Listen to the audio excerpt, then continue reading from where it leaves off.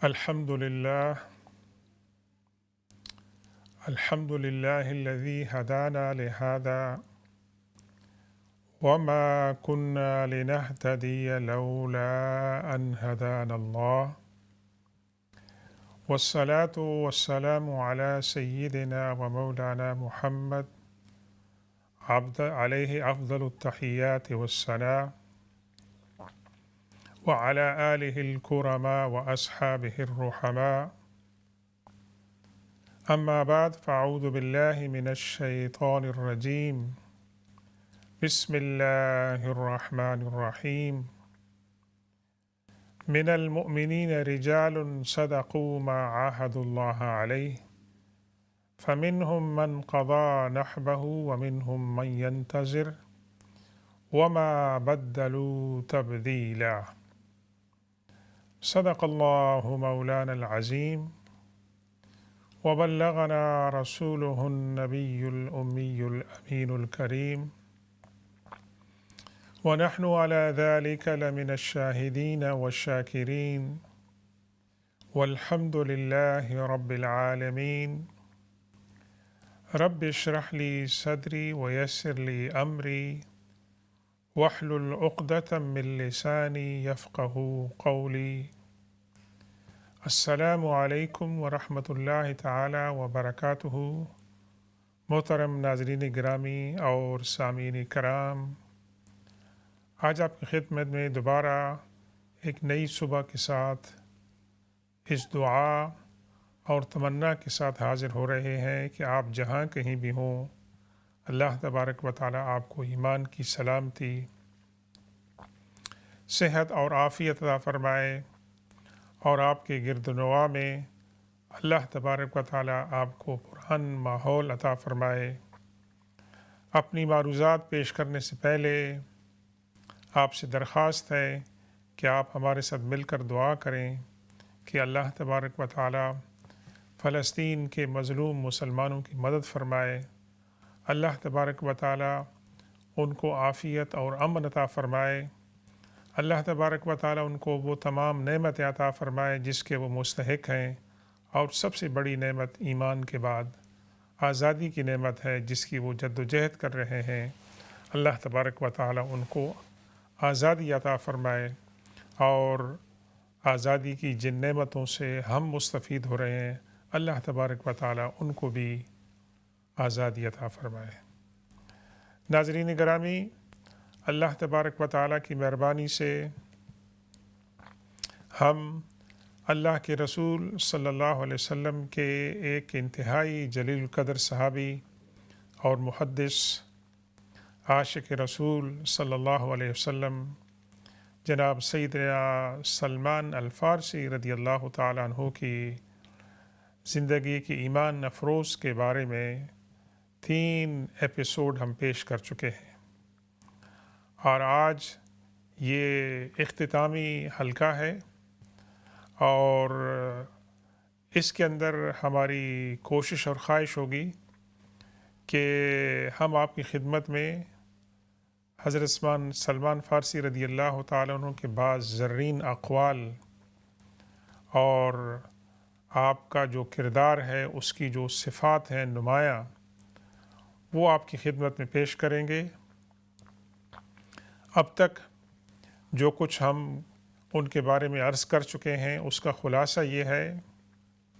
کہ حضرت سلمان فارسی رضی اللہ تعالیٰ عنہ ایک نہایت ہی جفاکش، محنتی اور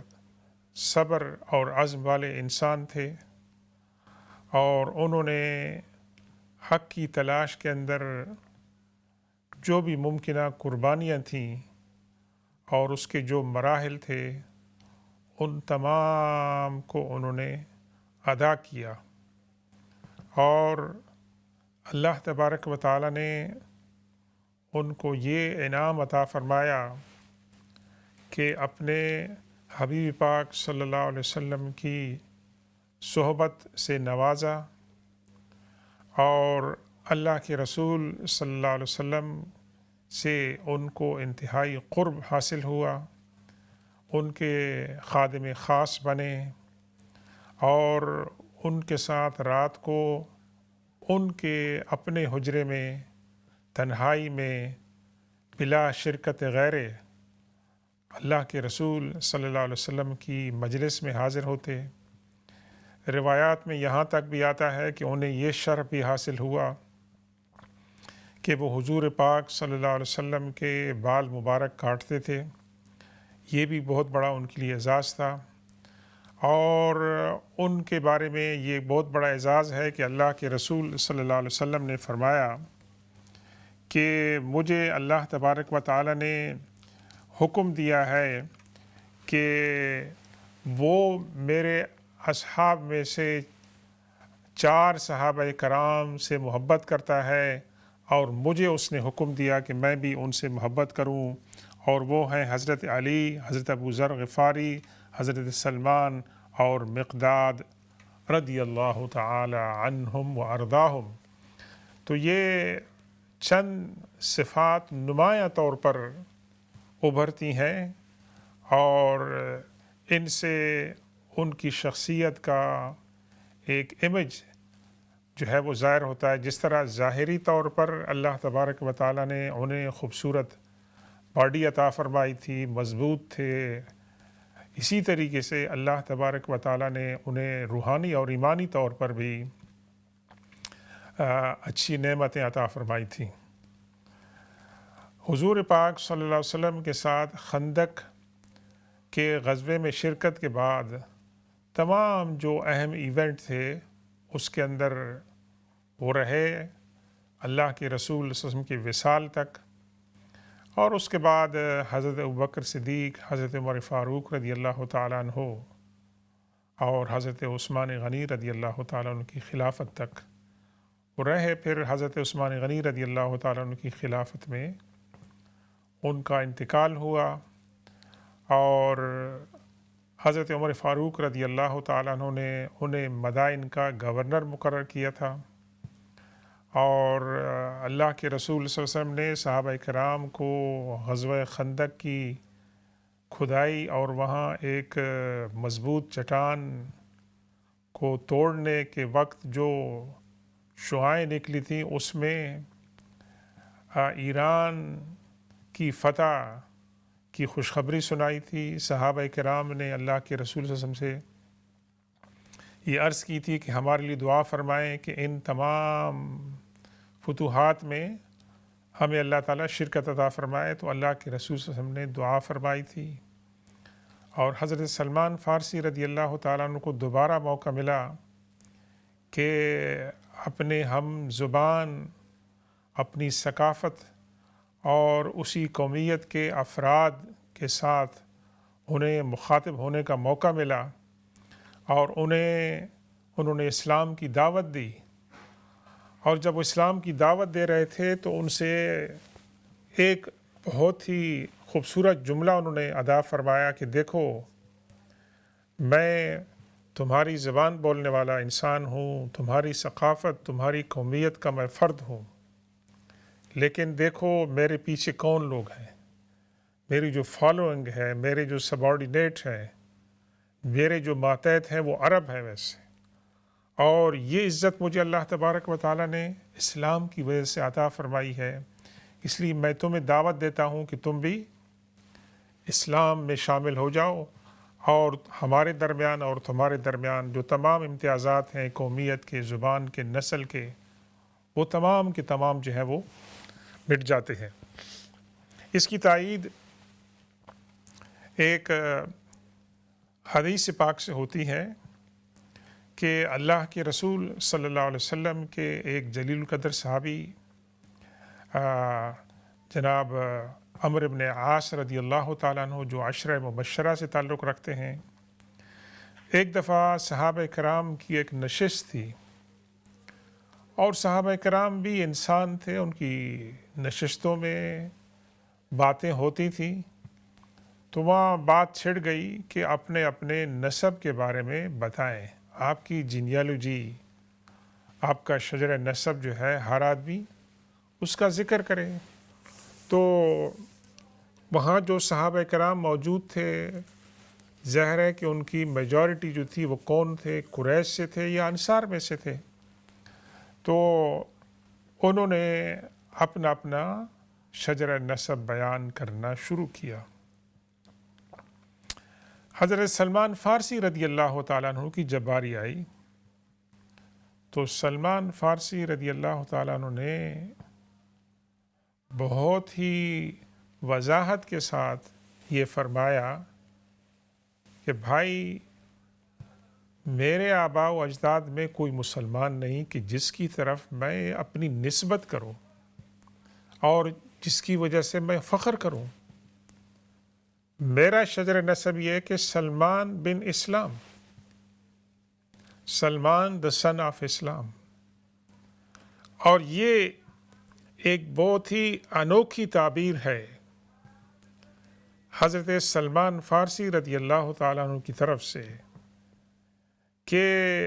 ایون دو اسلام اس بات کو منع نہیں کرتا ہے کہ آپ اپنا شجر نسب جو ہے اسلام سے پہلے جو آباء و اجداد ہیں ان کا آپ ذکر کر سکتے ہیں، لیکن یہاں حضرت سلمان فارسی رضی اللہ تعالیٰ عنہ اپنا جو پرانا ریکارڈ ہے فیملی کا، نسب کا، جینیالوجی کا،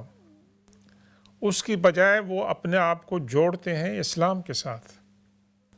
تو یعنی ان کے اندر یہ بات بیٹھ گئی تھی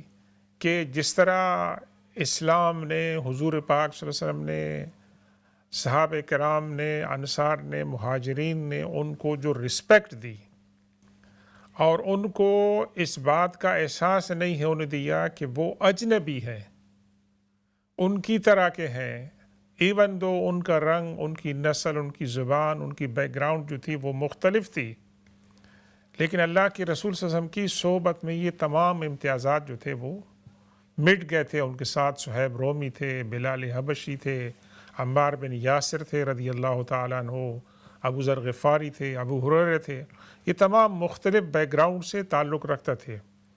اور ان تمام اختلافات کے باوجود اللہ کے رسول صلی اللہ علیہ وسلم نے ان کو جس طرح تسبیح کے دانوں کو آپ پروتے ہیں خوبصورتی کے ساتھ، اسی طریقے سے اللہ کے رسول صلی اللہ علیہ وسلم نے ان تمام اختلافات کے باوجود ان کو جوڑ لیا تھا. تو سلمان فارسی رضی اللہ تعالیٰ عنہ نے اس حقیقت کا اعتراف کیا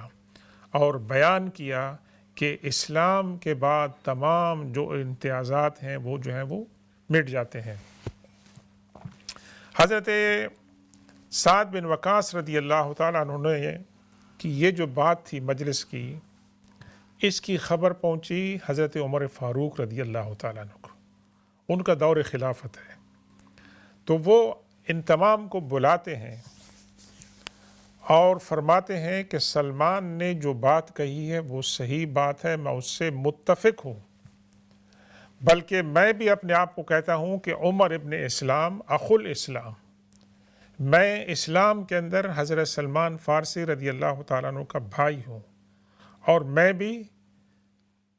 عمر ابن اسلام ہوں. پھر آپ نے فرمایا کہ دور جاہلیت کے اندر تم لوگ جانتے ہو کہ میرا جو باپ تھا خطاب تھا، اس کی کتنی عزت تھی اور اس کی کتنی رسپیکٹ ہوتی تھی، اور تم لوگ یہ بھی جانتے ہو کہ زمانہ جاہلیت کے اندر لوگ اپنے آپ کو 10 باپوں کی طرف منتسب کرتے تھے فخر کے لیے، فلاں میں فلاں کا بیٹا ہوں، فلاں کا بیٹا ہوں،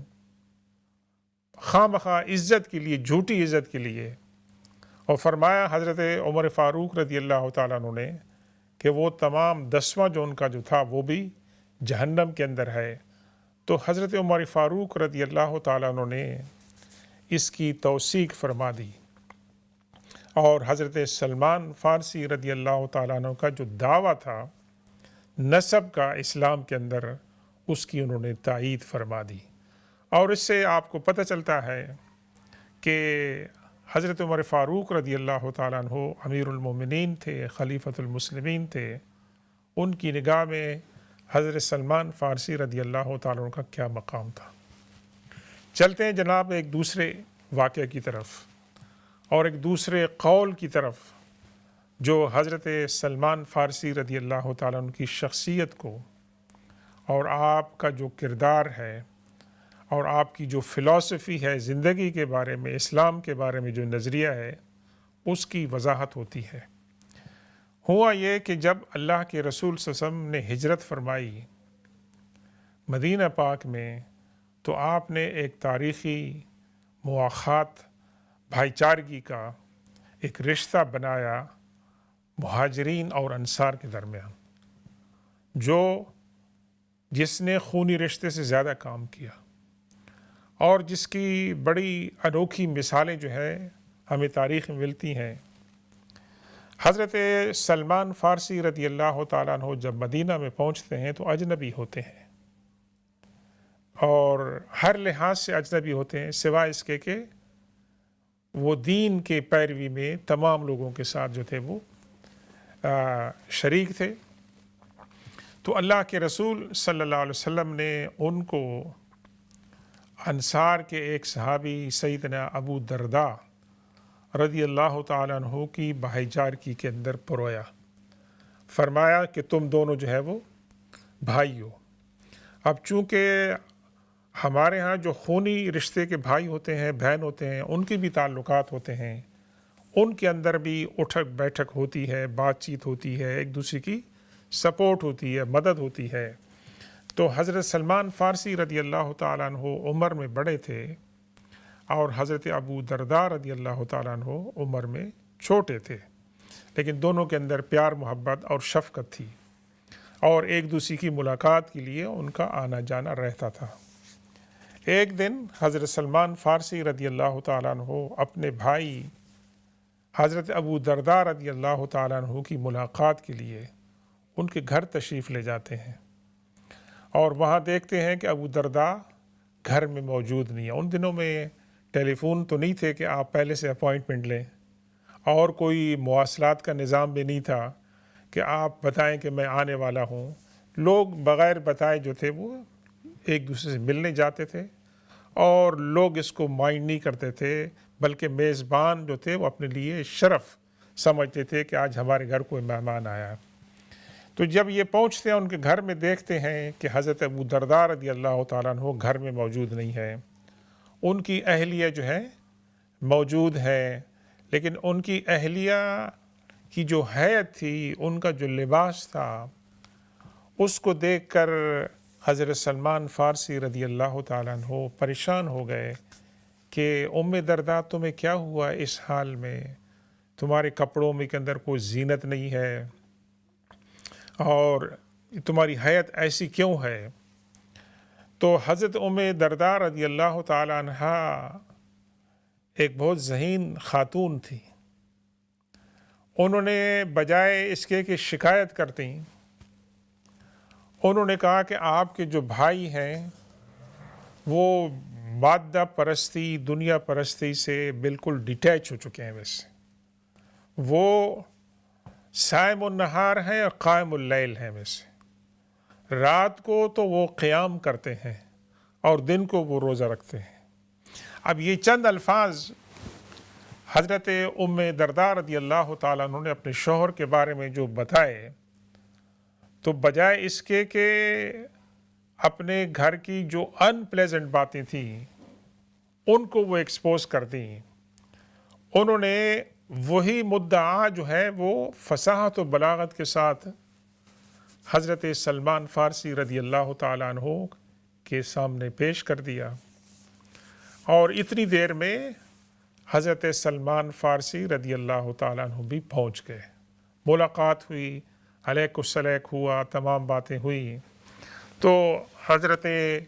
ابو درداء رضی اللہ تعالیٰ عنہ نے فوراً تھوڑی دیر بعد جو ہے اپنے مہمان، اپنے بھائی سلمان فارسی رضی اللہ تعالیٰ عنہ کی خدمت میں کھانا جو ہے وہ بنا کر پیش کیا۔ آپ دیکھیں حضرت ابو درداء رضی اللہ تعالیٰ عنہ باہر سے آئے ہیں، اور ان کی وائف نے بتا دیا تھا حضرت سلمان فارسی رضی اللہ تعالیٰ عنہ کہ تمہارے بھائی آج روزے سے ہیں۔ تو جب کھانا ان کے سامنے پیش کیا گیا تو حضرت سلمان فارسی رضی اللہ تعالیٰ عنہ نے فرمایا کہ میں جب تک تم میرے ساتھ کھانا نہیں کھاؤ گے میں کھانا نہیں کھاؤں گا۔ تو حضرت ابو درداء رضی اللہ تعالیٰ نے فرمایا، معذرت کی کہ بھائی میں روزے سے ہوں، آپ کھائیں میں بعد میں کھا لوں گا۔ تو انہوں نے کہا نہیں، جب تک تم میرے ساتھ کھانا نہیں کھاؤ گے میں ایک لقمہ بھی نہیں لوں گا، اور میں تمہیں کہہ رہا ہوں کہ تم اپنا روزہ توڑ دو اور مہمان کی رسپیکٹ کرتے ہوئے اس کے ساتھ کھانے میں شریک ہو جاؤ۔ اب یہ ایک بڑی بات تھی کہ آپ نے روزہ رکھا ہوا ہے اور مہمان کی خواہش ہے کہ آپ روزے کو توڑ لیں اور مہمان کے ساتھ کھانے میں شریک ہوں۔ اور صحابہ کرام وہ روزے توڑنے والے کہاں تھے ویسے؟ تو حضرت سلمان فارسی رضی اللہ تعالیٰ عنہ کے اصرار پر حضرت ابو درداء رضی اللہ تعالیٰ عنہ نے اپنا روزہ توڑ دیا۔ یہ نفلی روزہ تھا، فرض روزہ نہیں تھا، نفلی روزہ تھا، اور نفلی روزہ جو ہے آپ توڑ سکتے ہیں۔ تو انہوں نے دونوں نے کھانا کھایا، اس کے بعد آرام کیا، اور جب کھانے کے بعد حضرت ابو درداء رضی اللہ تعالیٰ عنہ اپنے قیام اللیل کے روٹین کی طرف جانے لگے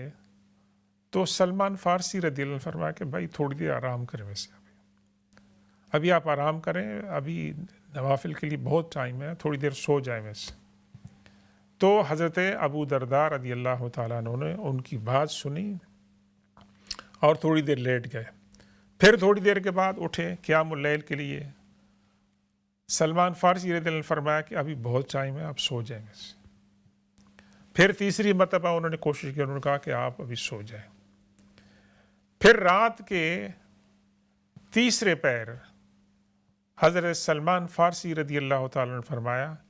کیا اب اب قیام اللیل کرتے ہیں، اب ہم جو ہے وہ نماز پڑھتے ہیں۔ اور انہوں نے نماز پڑھی۔ اس دوران میں حضرت سلمان فارسی رضی اللہ تعالیٰ عنہ کے سامنے حضرت ابو درداء رضی اللہ تعالیٰ عنہ کے جو روٹین تھے، جو ڈیلی لائف تھی، اس کا پورا روٹین امیج ان کے ذہن میں آ گیا۔ تو انہوں نے فرمایا کہ ابو درداء، تمہارا جو جسم ہے اس کا بھی تمہارے اوپر حق ہے، تمہاری آنکھوں کا بھی تمہارے اوپر حق ہے، تمہارا جو مہمان ہے اس کا بھی تمہارے اوپر حق ہے، اور تمہاری جو بیوی ہے، تمہارے جو گھر والے ہیں ان کا بھی تمہارے اوپر حق ہے۔ یعنی یہ تمام باتیں انہوں نے ان کو بطور نصیحت کی۔ تو صبح کو نماز کے لیے اللہ کے رسول صلی اللہ علیہ وسلم کی زیارت کے لیے یہ دونوں اصحاب تشریف لے گئے، اور وہاں پر اللہ کے رسول صلی اللہ علیہ وسلم سے حضرت ابو درداء رضی اللہ تعالیٰ نے یہ ماجرا سنایا۔ تو اللہ کے رسول صلی اللہ علیہ وسلم نے فرمایا حضرت ابو درداء سے کہ حضرت سلمان فارسی نے جو بات کہی ہے وہ صحیح ہے، وہ تم سے زیادہ سمجھدار ہیں، وہ تم سے زیادہ دین کو سمجھنے والے ہیں۔ تو اللہ کے رسول صلی اللہ علیہ وسلم کی یہ جو تائید تھی، حضرت سلمان فارسی رضی اللہ تعالیٰ عنہ کے جو اقوال تھے اور ان کی جو نصیحت تھی، وہ اصل میں ریفلیکٹ کر رہی تھی اللہ کے رسول صلی اللہ علیہ وسلم کے اپنے فرامین کی، اور آپ کی جو نصیحت تھی عام طور پہ مسلمانوں کے لیے، اس کی جو ہے وہ اس کی جھلک اس کے اندر نظر آ رہی تھی۔ اور ہمیں یہ کیا سمجھ آ رہا ہے اس واقعے سے کہ حضرت سلمان فارسی رضی اللہ تعالیٰ عنہ اپنی اس سنہری نصیحت کے اندر اللہ کے رسول صلی اللہ علیہ وسلم کی جو تربیت ہے اس کی جھلک جو ہے وہ دکھا رہے تھے۔ تو ناظرین گرامی، ہم تھوڑی دیر کے بعد وقفے کی طرف جا رہے ہیں۔ وقفے کے بعد آپ کی خدمت میں دوبارہ حاضر ہوں گے، اور آپ کے اگر کوئی سوالات ہوں گے تو انشاءاللہ ان کے جوابات دینے کی کوشش کریں گے، اور حضرت سلمان فارسی رضی اللہ تعالیٰ عنہ کی زندگی کے مزید واقعات آپ کے ساتھ شیئر کریں گے۔ سبحان ربک رب العزت عما یصفون وسلام علی المرسلین والحمد للہ رب العالمین۔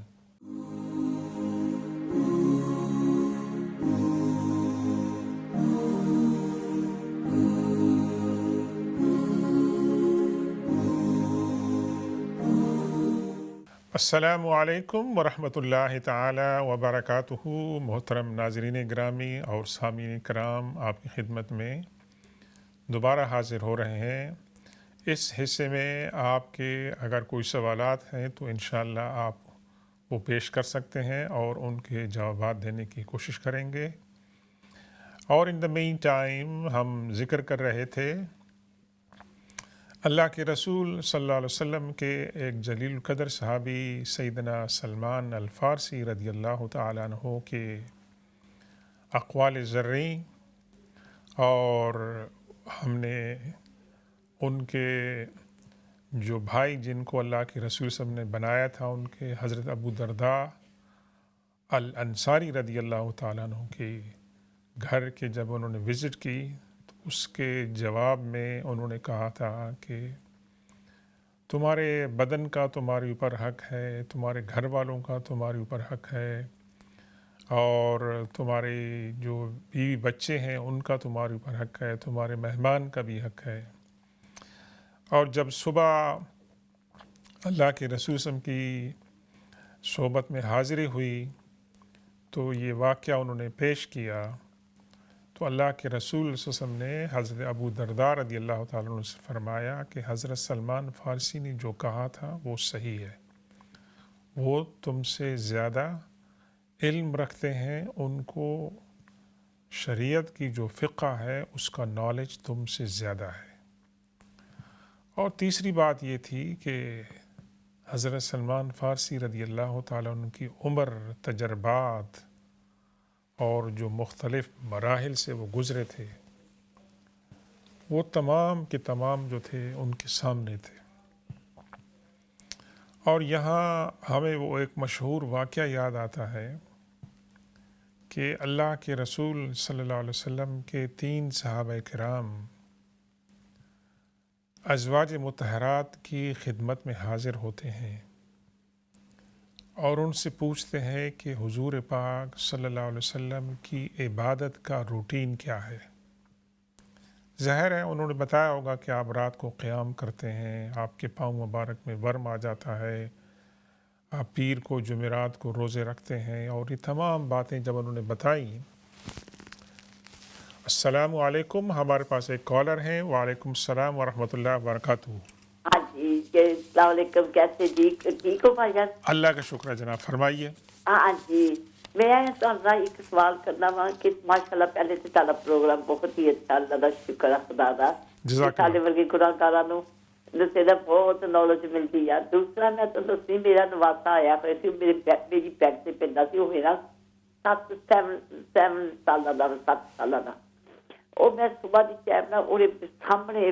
کر کے نماز پڑھتی تھی۔ ایک بھائی صاحب، 1 منٹ، میں دوبارہ آپ شروع کریں گے؟ تھوڑا سا آہستہ سے بولیں، میں سمجھنے کی کوشش کر رہا ہوں۔ ہاں جی بیٹا، میرا نواسا آیا سی، میری بیٹی کا چھوٹا بیٹا آیا ہوا سی میرے گھر 2 رات رہن واسطے،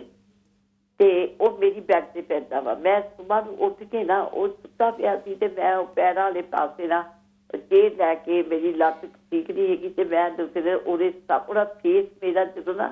سامنے ہوندا سی جدوں میں سجدہ کرਦੀ ਸੀ۔ میں یہ تانوں دوسرے نا 7 سالہ دا سی، یہ میں پوچھنا چاہتی کہ بھئی اس طرح جائز ہے کہ دوسرے دن میں پڑھ سکتی ہوں؟ اور اس کے پاؤں آپ کے پاؤں کی طرف تھے؟ نہیں نہیں نہیں نہیں، وہ اس کا چہرہ میرے سامنے تھا جب نماز پڑھ رہے تھے؟ جی، وہ سویا ہوا تھا، میں اس کے سامنے چیر میں رکھ کے پاؤں کے سامنے سائڈ میں چیر میں نے رکھی تاکہ میں نماز پڑھ رہی تھی، وہ سویا ہوا تھا تو اس کا چہرہ میرے سامنے تھا۔ تو آپ جب نماز پڑھ رہے تھے تو آپ اس کے چہرے کی طرف دیکھتے تھے؟ دیکھا نہیں، بس ویسے بھی نظر آ رہا تھا۔ جو آپ کی نماز ہو گئی ہے؟ ہو گئی ہے، آپ کی نماز ہو گئی ہے، کیونکہ نماز کے اندر اگر آپ کی توجہ میں بہت زیادہ خلل آ جاتا ہے کہ آپ کا خشوع اور خضوع چلا جاتا ہے تو پھر تو وہ نماز مکروہ ہے۔ لیکن ماشاءاللہ آپ نے نماز کے اندر کنسنٹریشن کی ہے۔ بعض اوقات ایسی چیزیں سامنے آ جاتی ہیں، کوئی انسان سامنے گزر رہا ہے تو اس سے آپ کی نماز میں فرق نہیں پڑتا ہے جب تک کہ آپ کی نماز کے اندر کنسنٹریشن جو ہے وہ جاری رہتی ہے۔ آپ اس کی یہ مثال دیکھ لیں کہ جب ہم نماز پڑھتے ہیں تو ہم دنیاوی خیالات میں گم ہو جاتے ہیں بعض اوقات، اور بعض اوقات اتنے گم ہو جاتے ہیں کہ ہمیں یہ نہیں پتہ چلتا کہ ہم نے تیسری رکعت پڑھی ہے، چوتھی پڑھی ہے، اب دوسری پڑھی ہے۔ تو اس کے اندر بھی حکم یہ ہے کہ آپ دوبارہ کنسنٹریشن کی کوشش کریں، اور آپ کا خیال جہاں پر آ جائے تو آپ نماز کو جو ہے وہیں سے جاری رکھیں۔ تو اگر بچہ سامنے تھا تو آپ کو میں یہاں پر مثال دیتا ہوں حضرت عائشہ صدیقہ رضی اللہ تعالیٰ عنہ کی۔ فرماتے ہیں کہ رسول پاک صلی اللہ علیہ وسلم، جی ہمارے پاس ایک اور کالر ہیں۔ السلام علیکم۔ وعلیکم السلام ورحمۃ اللہ وبرکاتہ۔ استاد محترم۔ وعلیکم السلام زبیری صاحب، ماشاء اللہ۔ جی کیا حال ہے آپ کے؟ اللہ کا شکر ہے، فرمائیں۔ کافی دنوں سے آپ کو وہ میں مس کر رہا تھا، تو الحمدللہ ابھی میں نے ٹی وی آن کیا تو پتہ چلا کہ آپ تشریف فرما ہے۔ جی ہم حاضر ہوتے ہیں۔ السلام علیکم، فرمائیں۔ بڑی مہربانی۔ اچھا جناب، وہ جو نجران سے ایک وفد آیا تھا اور جنہوں نے بڑی بدتمیزی کی تھی حضور اکرم صلی اللہ علیہ وسلم کے ساتھ، اور جو مباحثہ ہوا تھا اس کے متعلق کو تھوڑا سا بیان کر دیں، مجھے کنفیوژن ہو رہی ہے تھوڑی۔ زبیری صاحب اپنا سوال دہرائیں، فرمائیں جناب، کس کے بارے میں؟ وہ جو نجران سے ایک وفد آیا تھا نبی اکرم صلی اللہ علیہ وسلم کے پاس، رات کو ٹھہرا بھی تھا اور انہوں نے کوئی تھوڑی سی بدتمیزی بھی کی تھی، تو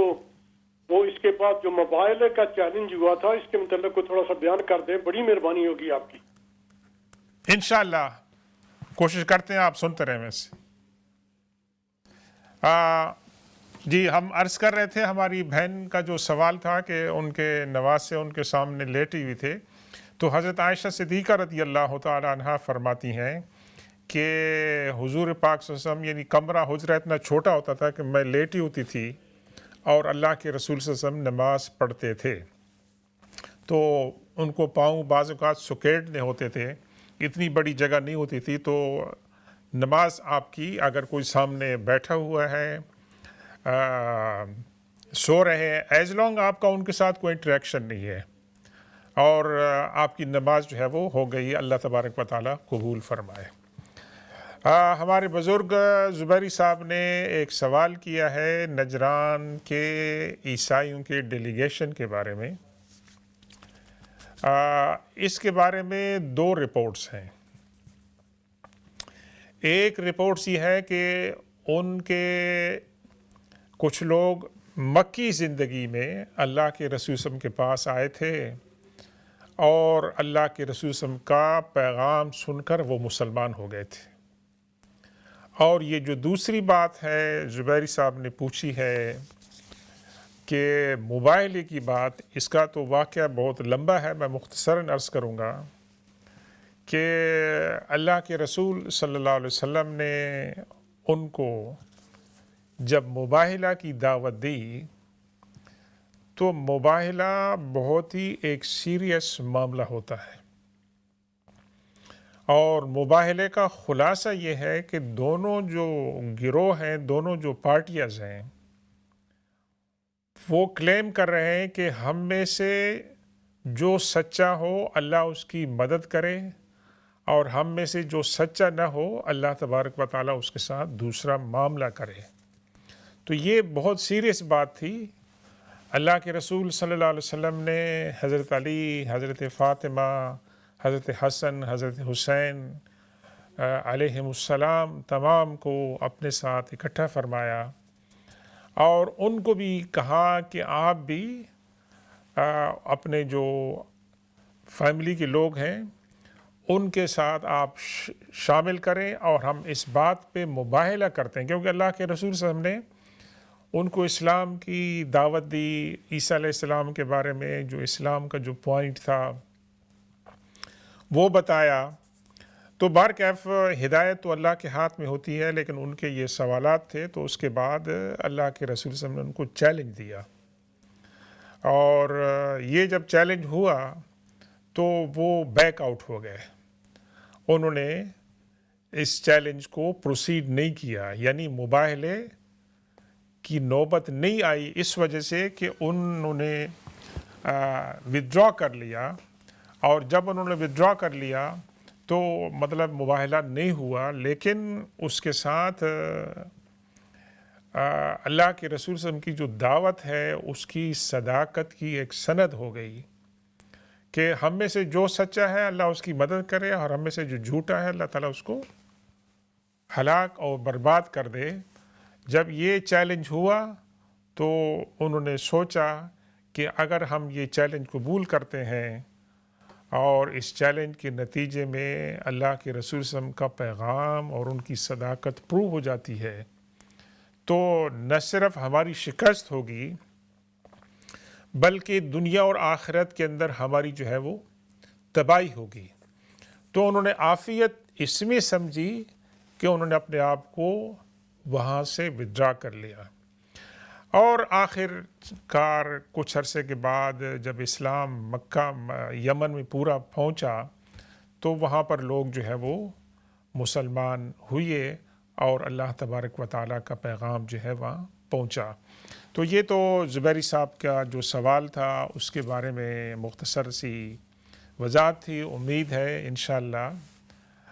ان کو یہ جواب جو ہے وہ تسلی بخش ملا ہوگا۔ تو ناظرین کرام، آئی چلتے ہیں، بات کرتے ہیں حضرت سلمان فارسی رضی اللہ تعالیٰ عنہ کے جو زندگی کے واقعات ہیں ان کے بارے میں، اور ان کے جو زرعی اقوال ہیں ان کے بارے میں۔ تو ایک دوسرا واقعہ ہوا حضرت ابو درداء رضی اللہ تعالیٰ عنہ کے ساتھ حضرت سلمان فارسی رضی اللہ تعالیٰ عنہ کا، کہ چونکہ دونوں بھائی تھے جن کو اللہ کے رسول صلی اللہ علیہ وسلم فرمایا کہ تم دونوں بھائی ہو، تو اللہ کے رسول صلی اللہ علیہ وسلم کے وصال کے بعد جب اسلامی خلافت کی ایکسپینشن ہوئی تو صحابہ کرام مختلف علاقوں میں مختلف مقاصد کے تحت پھیل گئے، اور چونکہ حدیث کے اندر جو شام کی جو سرزمین ہے اس کے بہت سے فضائل اور مناقب بیان ہوئے کہ وہ ارض الحشر والمحشر، کہ اللہ تعالیٰ وہاں پر قیامت جو ہے وہ قائم ہوگی، اور اللہ کے رسول صلی اللہ علیہ وسلم کی جو معراج ہے وہ بیت المقدس میں ہوئی تھی، تو صحابہ کرام نے وہاں پر سکونت اختیار کی اس نیت کے ساتھ کہ یہاں پر یہ مقدس زمین ہے، یہاں پر رہنے سے برکت حاصل ہوگی اور اللہ تبارک و تعالیٰ کے فیوز و برکات ہوں گے۔ انبیاء کرام کے وہاں مزارات ہیں اور انبیاء کرام کی سیرتوں کے بہت سے پہلو وہاں پر جو ہیں وہ ملی ہوئی ہیں۔ تو حضرت ابو درداء رضی اللہ تعالیٰ عنہ نے شام سے لیٹر لکھا حضرت سلمان فارسی رضی اللہ تعالیٰ عنہ کو۔ حضرت سلمان فارسی رضی اللہ تعالیٰ عنہ عراق کے اندر مدائن کے اندر تھے، یہاں پر وہ رہتے تھے اور یہاں کے گورنر بھی تھے۔ تو حضرت ابو درداء رضی اللہ تعالیٰ عنہ نے اپنے بھائی حضرت سلمان فارسی رضی اللہ تعالیٰ عنہ کو دعوت دی کہ بھائی آؤ،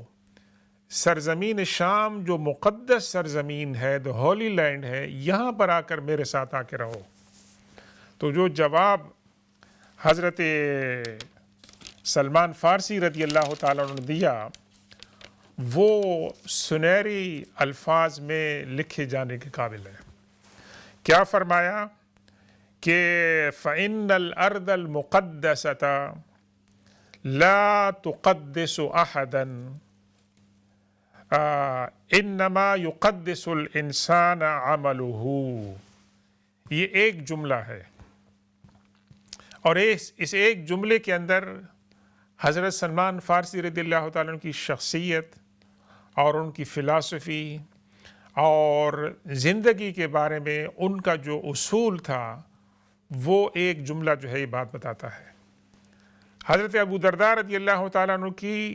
فکر کیا تھی کہ مقدس سرزمین میں رہیں گے تو برکت ہوگی، اور انہوں نے اپنے بھائی حضرت سلمان فارسی رضی اللہ تعالیٰ عنہ کو دعوت دی، خط لکھا کہ تم بھی یہاں پر آ جاؤ، مقدس سرزمین کے اندر رہو، یہاں پر فوز و برکات ہوں گی۔ تو جواب حضرت سلمان فارسی رضی اللہ تعالیٰ نے کیا دیا؟ فرمایا کہ مقدس سرزمین چاہے کتنی اچھی کیوں نہ ہو، وہ کسی انسان کو پاک، صاف اور مقدس نہیں بناتی۔ سرزمین اٹ سیلف مقدس ہے، لیکن انسان کو کون سی چیز جو ہے وہ پاک اور صاف بناتی ہے؟ وہ انسان کا اپنا عمل ہے۔ ویسے یہ جو بات کہی حضرت سلمان فارسی رضی اللہ تعالیٰ عنہ نے، کیا اس کے اندر وزڈم ہے، کیا اس کے اندر ڈیپتھ ہے ویسے، اور اس کے اندر جھلک ہے اللہ کے رسول صلی اللہ علیہ وسلم کے فرامین کی بھی، اور تاریخ کے اندر بھی آپ دیکھتے ہیں کہ مکہ مکرمہ میں کعبہ کے جوار میں ابو لہب، ابو جہل، عتبہ، شیبہ، یہ کعبہ کے جوار میں رہتے تھے نا۔ کعبہ سے اور مکہ سے تو بہتر کوئی دنیا میں زمین نہیں ہے، کوئی قطع ارضی نہیں ہے، اس سے تو بہتر کوئی زمین نہیں ہے۔ تو حضرت سلمان فارسی رضی اللہ تعالیٰ عنہ فرماتے ہیں کہ مقدس زمین کسی کو مقدس نہیں بناتی ہے۔ انسان کو اگر کوئی چیز مقدس بناتی ہے تو وہ اس کا عمل ہے۔ ویسے تو یہ لوگ مکہ میں رہ کے اللہ کے رسول صلی اللہ علیہ وسلم کی دعوت سے محروم رہے، انکار کی وجہ سے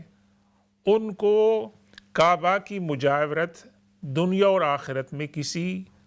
فائدے سے جو ہے ان کو لطف اندوز نہیں کر سکی۔ اسی طریقے سے مدینہ پاک کے اندر اللہ کے رسول صلی اللہ علیہ وسلم نے وہاں اپنی زندگی گزاری، آپ کا روضہ اقدس ہے جو حرم بھی کہلاتا ہے۔ مدینہ پاک میں بھی کچھ لوگ بدبخت تھے جو محروم رہے اللہ کے رسول صلی اللہ علیہ وسلم کی صحبت سے اور آپ پر ایمان لانے سے، بلکہ آپ کے خلاف انہوں نے سازشیں کی۔ ان کو مدینہ پاک کی سکونت اور اللہ کے رسول صلی اللہ علیہ وسلم کی جو مجاورت تھی، قربت تھی، وہ ان کے کام نہیں آ سکی، کیونکہ ان کے دل کے اندر ایمان نہیں تھا۔ تو حضرت سلمان فارسی رضی اللہ تعالیٰ عنہ کیا فرما رہے ہیں اپنے بھائی حضرت ابو درداء رضی اللہ تعالیٰ عنہ کے، کہ آپ جہاں کہیں بھی ہیں آپ اپنا عمل اچھا رکھیں جو آخر میں آپ تک کام آئے گا۔ ویسے آپ کا اگر عمل نہیں ہوگا اچھا، ایمان نہیں ہوگا، تو آپ کو مقدس سرزمین کہیں پر کام نہیں دے گی۔ اور یہ دیکھیں اس کے اندر جھلک ہمیں نظر آتی ہے اللہ کے رسول صلی اللہ علیہ وسلم کے اس فرمان کی۔ فرمایا من بطع به عملہ لم یسر به نسبہ۔ اللہ کے رسول سے فرمایا کہ جس کا عمل جو ہے وہ اچھا نہیں ہے اور اپنے اس عمل کی وجہ سے وہ ایمان اور روحانی طور پر جو ہے وہ پروگرس نہیں کر رہا ہے، تو اس کا نسب اس کو اس کے اندر مدد نہیں کرے گا کہ اس کا نسب کتنا بڑا ہے۔ اپنا جو جینیالوجی بتاتا ہے، اپنا فخر بتاتا ہے کہ میرا نسب یہ ہے، اس کی وجہ سے اس کو کوئی بات جو ہے وہ کام نہیں آئے گی۔ تو ناظرین گرامی، یہ جو 2-3 اقوال ہم نے آپ کے سامنے پیش کی ہیں، اور یہ اقوال حضرت سلمان فارسی رضی اللہ تعالیٰ عنہ کی شخصیت کے بارے میں، اور ان کا جو امیج نکھرتا ہے، ان کی فلسفی جو نکھرتی ہے، اسلام کو انہوں نے جس طریقے سے سمجھا، اللہ کے رسول صلی اللہ علیہ وسلم کی صحبت میں بیٹھنے سے انہوں نے جو اسلام کو سمجھا، تو اللہ کے رسول صلی اللہ علیہ وسلم کی جو تعلیمات ہیں وہ ان کے اندر جو ہے وہ ریفلیکٹ کرتی ہیں، اور وہ اس بات کو جو ہے بیان کرتے تھے۔ تو ہمارے ذہن کے اندر یہ بات بیٹھتی ہے کہ سلمان فارسی رضی اللہ تعالیٰ عنہ ایک قداور شخصیت تھے، اور انہوں نے مختصر سے عرصے میں، یعنی تقریباً 10 سال کا جو وقت ان کو ملا اللہ کے رسول صلی اللہ علیہ وسلم کی صحبت میں مدینہ پاک میں، انہوں نے روحانی طور پر، ایمانی طور پر بہت زیادہ مراحل جو ہے وہ طے کیے۔ ہمارے ساتھ ایک کالر ہیں۔ السلام علیکم ورحمۃ اللہ تعالی وبرکاتہ۔ ہلو، السلام علیکم امام صاحب۔ وعلیکم السلام۔ مجھ سے آپ سے ایک سوال یہ تھا کہ دیکھیں اگر آپ کی پریویس نمازیں قضا ہو گئیں تو کیا آپ ان کا کوئی کفارہ، کوئی فدیہ دے سکتے ہیں یا نہیں؟ اچھا، آپ جانے سے پہلے میں سوال پوچھتا ہوں کہ آپ جن کی نمازیں قضا ہوئی ہیں ان کی صحت ابھی ٹھیک ہے؟ نہیں فیت he's an old man and basically it's about 72 73 age and وہ چاہتے یہی ہیں کہ بھائی جو 30 سال سے تو وہ کہہ رہے ہیں میں پوری پڑھ رہا ہوں ایک پیری قضا کی. اس سے پہلے جب ینگ تھے تو اوبیسلی ان کو یہ بھی نہیں معلوم کتنے قضا ہوئی, تو وہ کہہ رہے تھے کوئی فدیہ کوئی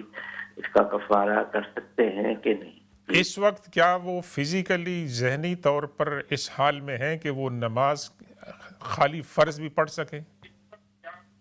کیا وہ پڑھ سکتے ہیں؟ یہ بیٹھ کے پڑھتے ہیں ویسے وہ تو اوبیسلی بیٹھ کے ہی پڑھ سکتے ہیں. لیکن اچھا بیٹھ کے پڑھ سکتے ہیں, مطلب ہے کہ ان کو نماز کا پتہ ہے کہ میں نماز پڑھ سکتا ہوں. نماز پڑھ, لیکن ان کو ایک پرابلم یہ ہے کہ ان کو ساتھ پیشاب کی پرابلم ہے جی, تو وہ اپنی نماز کو بھی ایسے بہت زیادہ خیال رکھتے ہیں, بار بار ٹیشو چینج کر کے پھر ایک نماز پڑھتے ہیں, اس کے بعد فوراً وہ دوسری نماز سے پہلے ٹیشو چینج کرتے ہیں, تو ان کو اور بیٹھ تو سکتے ہی نہیں ہے وہ بیکاز آف پرابلم, ان کے گھٹنوں کا پرابلم ہے. تو یہ بڑی پرابلم یہ ہے کہ ان کو پیشاب کا بھی ایشو ہے, تو یہ سب ہے ایشوز بھی. ان کو یہ بھی اندازہ نہیں ہے کہ کتنے عرصے کی نمازیں قضا ہوئی ہیں. تو زیادہ تقریباً کہہ رہے ہیں کہ پچھلے 3 سال پہلے جو پریویس ایئر, ان کو کچھ نہیں پتا ایگزیکٹ فگر, تو بٹ ان کی کہہ رہے ہیں میری کافی کافی کافی جی شکریہ. میں عرض کرتا ہوں جواب جناب. اللہ تعالیٰ ان کو صحت عطا فرمائے اور اللہ تعالیٰ ہم سب کو نماز کی پابندی کی توفیق عطا فرمائے. یہ جو بزرگ جن کا انہوں نے مسئلہ پیش کیا ہے, اللہ تعالیٰ ان کو جزائے خیر عطا فرمائے. جو ان کا جذبہ ہے اس کی بھی اللہ تعالیٰ ان کو قدر فرمائے گا. تو اس کے اندر 2-3 باتیں ہیں. ایک بات تو یہ ہے کہ اگر وہ نماز ادا کرنے پر قادر ہیں اس وقت ذہنی طور پر اور جسمانی طور پر, تو نماز ساقط نہیں ہوئی.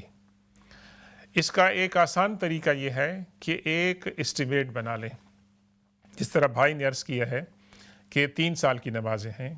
تو 3 سال کی نمازیں مثال کے طور پر آپ جنوری سے شروع کرتے ہیں یا آپ شوال سے شروع کرتے ہیں یا محرم سے شروع کرتے ہیں, تو آپ نے کیا کرنا ہے کہ ان کے جو فرض نمازیں ہیں وہ فرض نمازیں آپ ادا کریں. مثال کے طور پر فجر کی 2 فرض ہیں, ظہر کے 4 فرض ہیں, تو ہر نماز کے ساتھ ایک قضا نماز آپ پڑھتے جائیں اور اپنا جو آپ نے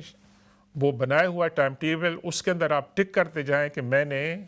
73 کے اندر جنوری میں جو نماز قضا کی تھی مثال کے طور پر, تو ایک دن کے ساتھ جو ہیں وہ ادا ہو جائیں گی. دوسرا مسئلہ بھائی جان نے یہ فرمایا ہے کہ یہ جو بزرگ ہیں ان کو پیشاب کی تکلیف ہے. ہماری شریعت کے اندر اللہ تبارک و تعالیٰ نے جہاں بہت ساری پابندیاں ہیں, ریسٹرکشنز ہیں, وہاں بہت زیادہ آسانیاں بھی ہیں. تو ایسے افراد کہ جن کا کسی بیماری کی وجہ سے وضو جو ہے وہ نہیں ٹھہرتا ہے, اور ہمارے فقہاء نے کیا کہا ہے کہ اگر ایک نماز کا جو وقت ہے مثال کے طور پر عصر کی نماز کا یا فجر کی نماز کا, اس دوران میں آپ کا وضو نہیں ٹھہرتا ہے اور آپ کی یہ کیفیت پورے 5 نمازوں کے اندر رہتی ہے, تو آپ معذور ہیں. آپ کے لیے کیا حکم ہے کہ آپ ایک وقت کے لیے نماز وضو کر لیں, اور اس وضو کے دوران اگر آپ کی وہ تکلیف رہتی بھی ہے تو اس وضو سے آپ نماز پڑھ سکتے ہیں. اس وقت کے اندر آپ نوافل پڑھ سکتے ہیں, قرآن پاک کی تلاوت جو ہے آپ کر سکتے ہیں. تو یہ جوابات ہیں, امید ہے کہ آپ کو ان سے تسلی ہوئی ہوگی. اور باقی یہ ہے کہ بھی آپ صدقہ خیرات بھی کر سکتے ہیں کہ اللہ تبارک و تعالیٰ ان کو قبول فرمائے, اور دعا بھی کرتے ہیں کہ اللہ تعالیٰ جو بھول چک ہو گئی ہے کسی وجہ سے اللہ تعالیٰ اس کو معاف کر دے, اللہ تعالیٰ اس کو معاف کر دے. بسم اللہ الرحمن الرحیم. الحمد للہ رب العالمین والصلاة والسلام علی سیدنا و مولانا محمد وعلی آل سیدنا و مولانا محمد وبارک وسلم علیہ. اللهم ربنا آتنا في الدنيا حسنة وفي الآخرة حسنة وقنا عذاب النار. اللهم ربنا هب لنا من أزواجنا وذرياتنا قرة أعين واجعلنا للمتقين إماما. اللهم انصر إخواننا المظلومين في فلسطين. اللهم انصرهم من عندك نصرا عزيزا اللهم اشفنا واشف مرضانا ومرضى المسلمين اللهم ارحمنا وارحم موتانا وموتى المسلمين اللهم اغفر لإخواننا الذين سبقوا بالإيمان ولا تجعل في قلوبنا غلا للذين آمنوا ربنا إنك رؤوف رحيم وصلى الله تعالى على خير خلقه سيدنا ومولانا محمد وآله وأصحابه أجمعين برحمتك يا أرحم الراحمين سبحان ربك رب العزة عما يصفون وسلام على المرسلين والحمد لله رب العالمين برحمتك يا أرحم الراحمين والسلام عليكم ورحمة الله تعالى وبركاته.